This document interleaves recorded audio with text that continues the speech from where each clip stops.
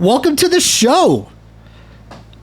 Thank you for having me. I'm excited to be here. Yeah, so we just found out that Clokus is based out of Florida. Hopefully we're not like ruining anything. No, you're no okay. stalkers. Yeah. It's a big state. They probably wouldn't find him in the first day. Yeah, so that's pretty cool that you're right there. Are you close to any of the major colleges there?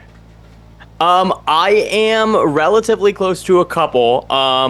I won't get any more specific than Florida, but there's already so many colleges. Yeah, there's like so 11 many big football schools here, so I feel like it's almost impossible to live in Florida and not be close to one of them. So do you go to a lot of games?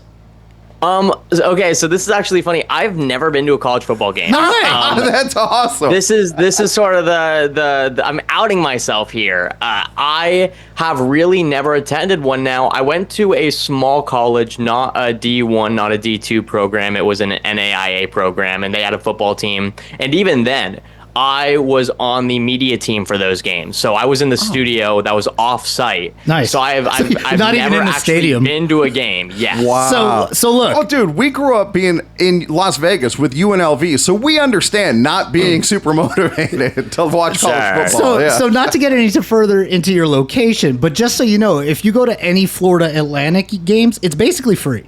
So you could just drive, walk right in. They're just like, we're happy to have you. So there you go. All right. Good to know. I'd like to change that this year. This year will be I will go to a game, I promise. All right. I can't guarantee which it'll be, but I will go to a college it's okay. Just show up and wear like a mask so nobody knows it's you. Absolutely. Yeah. All right, so with the pleasantries out of the way, let's get to why we have Clokus on the show.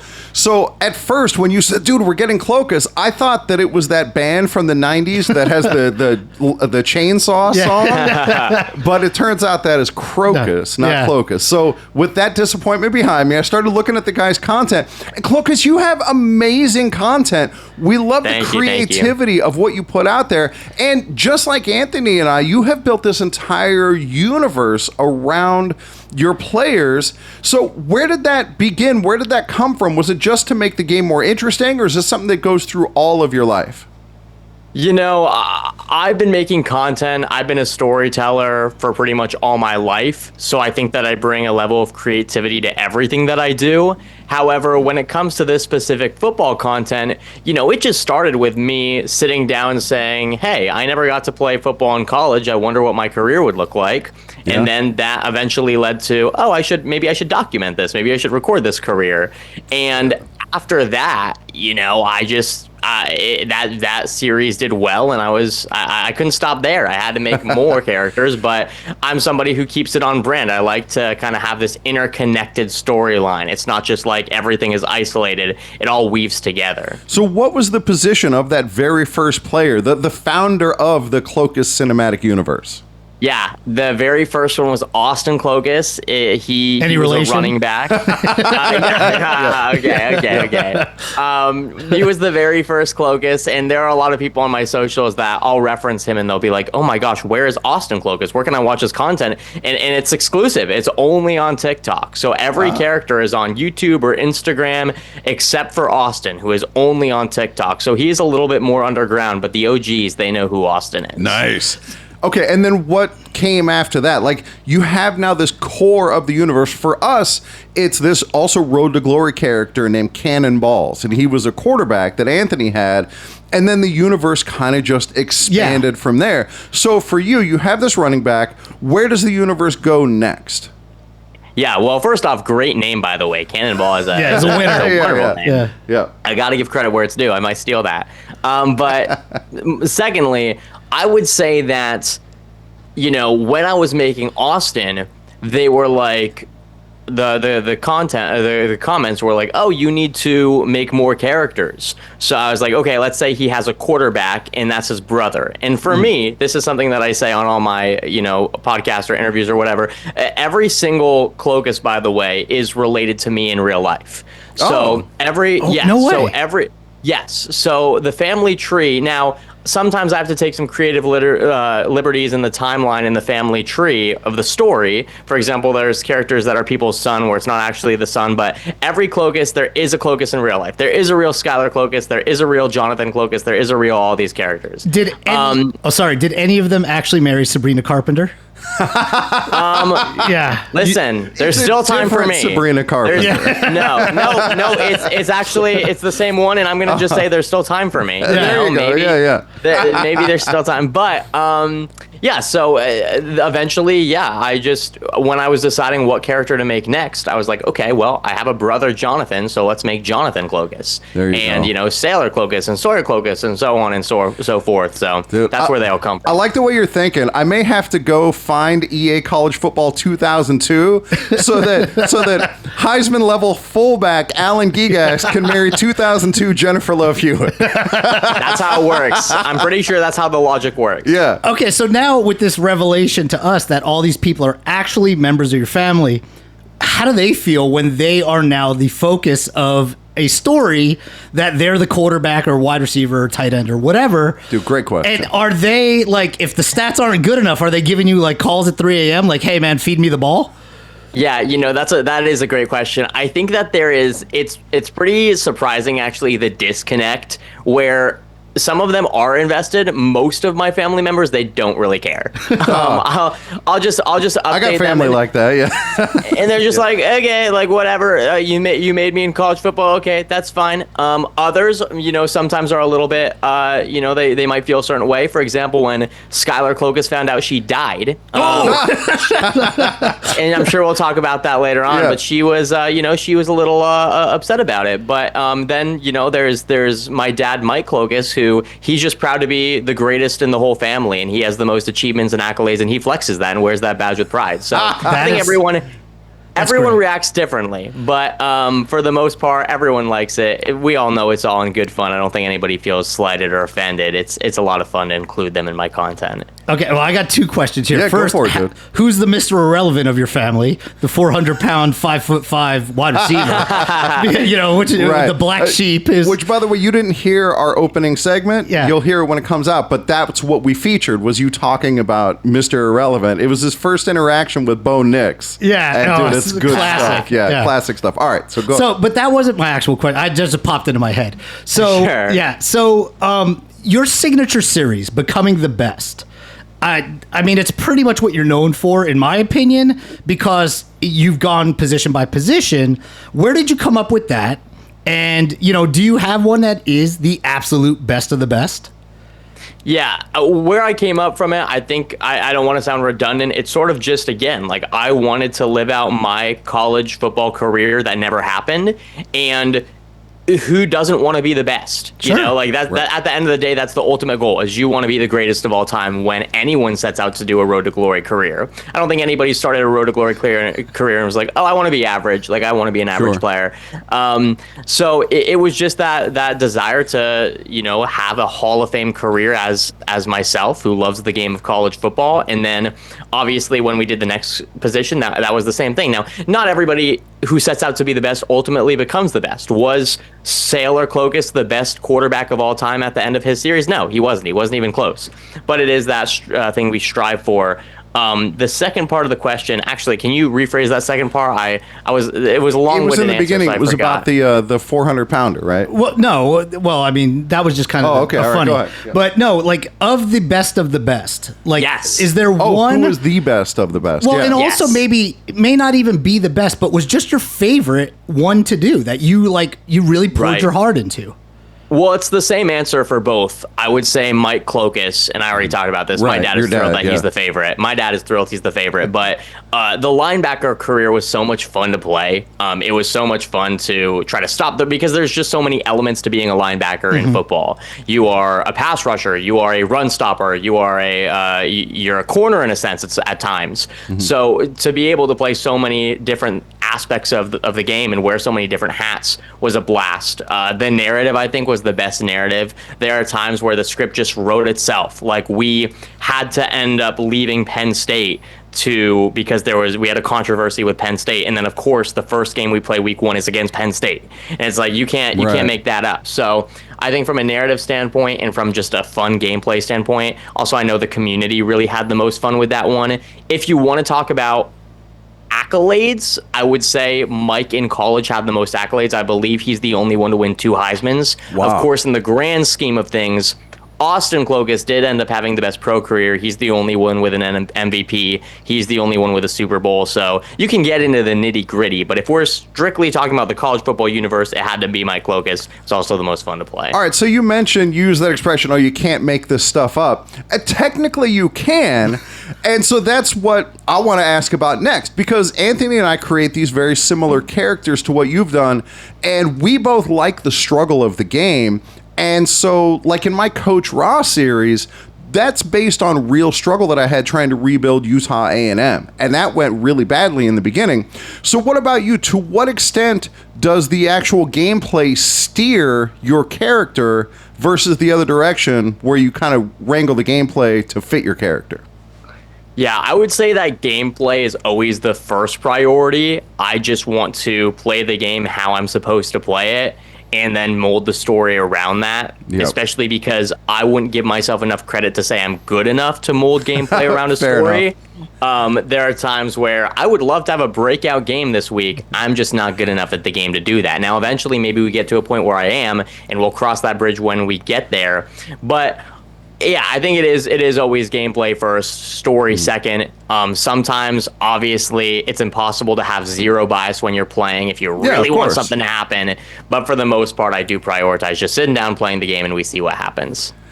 Dude, go ahead. Okay, so, when you're trying to hold together an entire universe, and there's all these threads and strings, do you get burnout from trying to, keep it all straight? Right, because now it's a job. Yeah. You have to create the stuff. You've got to keep it going. Yeah. How do you make that work for you? Yeah, well, not long ago, I had the realization that I have made over 300 episodes of these little short reels that are each about between 2 to 3 minutes long. That's a lot of Clokus episodes. And you do get to a point where it's burnout, not just from playing the game, but from making the same style, the same format of video. I'm a very creative person. I don't like to be in a rut where I feel I've developed this routine of doing the same thing over and over and over again. But what I always told myself, because there's two dimensions to it, and these dimensions are fighting each other. It's like the immovable object meets the unstoppable force, where I've told myself I will always make Clokus videos and put out Clokus episodes as long as people want to watch them. But then the other side of it is I believe that your audience is having fun when you're having fun. So I don't want to just be putting out stuff and fighting through the burnout just for the sake of putting it out because people want videos. Again, I don't have burnout. I still think I have the best job in the world, and it's a ton of fun. And that, obviously comes with cons. But I think the burnout's real. I think it's real for every creator. I think it's just about trying to find ways to make work fun, which in my case is not too difficult. Yeah, so Anthony and I deal with that as well. We've got over 100 episodes of the Scafacciverse, and for me, it can't feel like work or I'm not going to want to do it. It has to be fun. And this guy is just hustle all the time and grind and just wants to go and do it. And so we have to find that balance between us, like you're having to find within yourself. So at what point, I guess this is a two-part question. I'll ask it separately. One, at what point did you make the decision? Like, how did you come to that decision? Like, okay, I'm going to quit my day job and I'm going to be a content creator. How do you make that leap? Yeah, well, I would say I got incredibly lucky. It was a leap that happened very organically. I wouldn't even go as far as to say as I was in a job, I said, I'm going to quit and focus on content full time. What had happened was I was working for a college. I was their assistant, it's a mouthful. I was their assistant SID, so their assistant athletics communications director. And you go and get copy paper for the refill the copier? Something something like that. It was a mouthful of a job, but they worked me hard. And the college season ended. We were entering the summer, and they were doing a lot of turnover through staff. And I kind of had to decide: do I want to stick around through all this turnover, or do I want to leave and look somewhere else? And I decided I would look for something else. But a big part of that decision was I had started making videos about 4 months prior, and it was going well enough where I said, okay, I have a little bit of financial cushion. Now, I can't make a living off of this right now, but if I have to be without a job for 3 months, then I'll be just fine. I can survive. And the end of the 3 months came, And I realized, oh my gosh, I don't really need a job anymore, because we got through July, and that was when CFB 26 came out. And I launched the new Clokus. I started posting on YouTube, and I just rode a long wave of success there where I was able to just support myself without a secondary job, and very blessed to be able to say that. So when this happened, when this transition was happening, was there a partner, Clokus? Was there like a wife or girlfriend or spouse or whatever who you had to talk through this? How'd that go? No. Oh, well, that's lucky. That's the key, dude. That's the key. Sure. Yeah. Well, there was nobody. It was just me. And, dude, I think that had its pros, that had its cons, but there was certainly nobody I needed to talk into anything, which I'm sure helped the transition. This loser had to get a permission slip to come out and do our interview. Yeah, we got to clear it with the wife. The struggle is real. Yeah. So to get us back into the cinematic universe, earlier in the episode or earlier in this interview, you spoke about killing off a Clokus member. So I want to hear how that went down and then what the reaction was. Oh boy, yeah. Well, I think it's funny. I would say that that's sort of one of the big things I'm known for now, to a point I didn't realize it was as big a thing as it was. I was scrolling through my old videos. I was like, wait, Skylar's death got like 2 million views. That's crazy. I didn't even recognize that. And I was at my first creator event about 2 weeks ago, and I would introduce myself, talk to them, and they're like, oh yeah. And then they're like, wait, you're the guy that killed off a character, right? You're the guy that killed... And so that was not planned. I think back to what I said earlier, very rarely do I sit down with a controller and I'm like, okay, I know what I'm doing. Now I'm going to do this in the game. I unfortunately have an Xbox Series S, which if you're not familiar, has very little storage space. And when you have 9 different... I think you know where this is going. I do, but please tell it. When you have 9 different creator loads or character loads, you got to cut some loose space. So I was about... That is awesome. I was in Skylar's senior year. I was at the end of Skylar's career. I had a couple of games left. And I was like, okay, and then I got the no more space, cannot save any more careers. So I was like, okay, let me go delete some loads. I'm like, I got my controller, I'm going through the loads, and I was like, wait a minute, I just deleted Skylar's save file. And just toss Skylar off the boat. Oh my god. So we can all live. I was so frustrated. I was like, oh my gosh, Austin, what have you done? And my first thought was, okay, take a deep breath. Just recreate, just get back to the point you were. It's going to take a couple days. And I even posted, and this is why I said, the death was not even really my idea. I posted a reel, and you can still find it. It's up today, where I was like, well, our character died. And I said that jokingly. And I was like, no, I'm just kidding. He didn't die. I just deleted the load, and I'm going to have to recreate. So it's going to take me a couple of days. Just give me a few days, guys, if you don't see me post. And I posted that video, and I'm looking through the comments, and the comments are like, no, he's dead now. You got to stick with it. You got to stick with it. And a bunch of people were making stories as to how he died, and the most popular one was a car crash. I saw that fan video where they made a news clip of the car crash. Dude, the edits have been crazy. Yeah. So this is one of my favorite anecdotes. I was scrolling. People were going to the crash site in GTA. Yes. In being pouring one out for Clokus today and stuff. And it's so funny. And so I like to say that was the worst thing to happen to my character and the best thing to happen to my character. I did not plan it for clout, but it turned out, it was a series that the corner is a very redundant, position to play. Things were kind of dying off toward the end. I was like, okay, maybe this isn't one of my big hits. Maybe this one just kind of naturally fizzes out. And I get to the end, and he dies, and then it's boom, explodes. That's so great. The best thing and the worst thing to ever happen was Skylar Clokus dying. Yeah, we do RIP. similar fun stuff on the college football headquarters page where sometimes people will ask what they consider a serious question, like, hey, when I cut players off of my team, what happens to them? Do they go to another team? And Anthony, the owner of the page, will get on there and be like, no, man, you know in GTA when you see that dude working in the gas station? Yeah, that was your old left tackle. That's funny. That's funny. I might have to use that. Yeah, they show up in Call of Duty, all kinds of places. They had to join the army, right? Yeah, just wherever. Yeah. I love that. It's like Wreck-It Ralph. They just kind of go from game to game.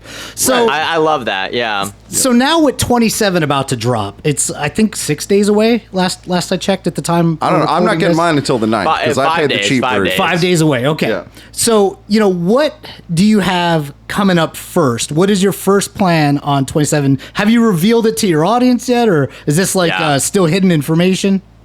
Sure. Well, I will say that there is one member of my family that has not gotten a Clokus made out of, and they are particularly frustrated. Grandma with that. Louise. So I might have to right some wrongs to open up College Football 27, but no, I think this is really my opportunity, at least the way I view it, is to expand both my content and my audience with the new game. So the first thing I have dropping is a YouTube video that might be out as soon as 2 days from now. And I will be launching it is a Road to Glory, but it's literally just me doing a playthrough because I wanted an opportunity where we were taking a break from the narrative and also a chance for me to give my thoughts on Road to Glory, which is hard to do because when you're in the narrative, you're locked into the story. You're not really talking about the game elements.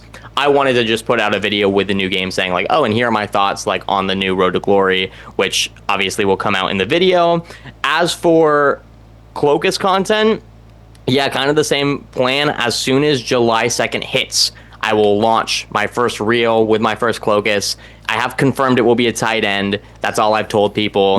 But I'm very excited for the tight end gameplay. It's going to be a lot of fun. And then also just mixing in some rebuilds, some Dynasty videos as well. So that was going to be my next question is you're kind of a Road to Glory or Superstar Mode in Madden kind of content creator, and doing builds or rebuilds isn't really something that you've gotten heavily into. Is this the time where finally we get a full Clokus Dynasty build? Yeah, so if you check out YouTube, and I did post a little short form too for it, I did my first little coaching video on my YouTube a couple of days ago. I think it was like a week ago, where Austin Clokus went back and he coached a team. That was my first time doing a rebuild, and I know you had Bordeaux on the show. He and I have texted a lot. We got to meet each other in person for the first time a couple weeks back, and rebuilds are hard. I didn't really realize how tough doing a rebuild is if you've never done it, if you don't have experience in it. Especially, I'll say this, as someone who has now played College Football 27, it is even harder. It is so hard to rebuild teams in the new game. And I started making a YouTube video. I don't know how much I'm allowed to say. I don't want EA to punish me, so I'm going to be careful. But I started making a new rebuild, and I got in about one season before I was like, I can't make content out of this. I'm so bad. This is going terribly. Okay, so hold on a second. So yeah. I'm going to tell you from my own experience of content creation. The struggle is what sells. Okay? Yes, people want to watch the struggle. If you're just always winning, it's kind of boring. And the stories that come from the struggle are amazing because eventually you're going to reach the promised land and everybody's on board. It's the Rocky story or, whatever underdog story you want to tell, it's there. And so go for it that's what I would say is suck it up, man. I wholeheartedly agree. And those who have seen a lot of the original Clokus content will know that I've experienced the struggle. I think it was more so the fact that when I tell you guys, like, I was struggling, I didn't have a roster at the end of the year. Like, I was like, there's no possible way I can mend this. And probably if this was like an actual YouTube video, not a CFB 27 first look. That was another thing too, was I didn't feel like I was doing the rebuild justice for people who wanted to learn about College Football 27 and how it worked. You have to be able to play. But I hear you, and trust me, when I start putting out those rebuild videos, because they are going to come, they will view the struggle firsthand, and it's not going to be pretty. Let's talk about what's coming and where to find it. So we're recording this on a Sunday, and this will come out Wednesday, right? No, Wednesday. It won't be this Wednesday, it's the next. Oh, July 9th. Yeah, it'll be like right on like which is right like when the release comes out. Okay, so by July 9th, you're going to have stuff out that people can come see with the new game. A lot of stuff out. So let people know where to find you and what they should be looking for. Yeah, so it's Clokus will pretty much be where you find me on all platforms. TikTok is the only one where I'm just Clokus, that is with a C. But yeah, as for content, like I said, it's the Road to Glory stuff. Especially once we get into the football and college football season, that's when I mix in a lot of reaction videos, a lot of other type of content. You'll see if you go through my page, I do a nice job mixing it up between gaming videos and football videos. But YouTube is basically all gaming. I'm really excited to get some rebuilds out there. I'm really excited to get some long-form Road to Glory stuff. Really excited to get really everything CFB 27 and then Madden related once we get to that point in the year. All right. Well, Clokus, I am so happy to have you on. I think you're like one of us. The cinematic universe. We're like so on the same page. This is all what we're about, is the storytelling and the fun that comes from it. So I want to thank you from the entire Scafacciverse for taking your time and giving it to us, and we appreciate it. We're going to be sharing the hell out of your channel. I've already started trying to hype everything because a lot of people know you, and we did get a lot of requests. And it's good content. Well, and we got a lot of requests to get you onto the pod. So thank you again for coming on. We're going to let you go, let you get back to your world, and we will hopefully get you back onto the show soon. Hey, it was a blast to be here. Thanks for having me, guys. All right, thank you, sir.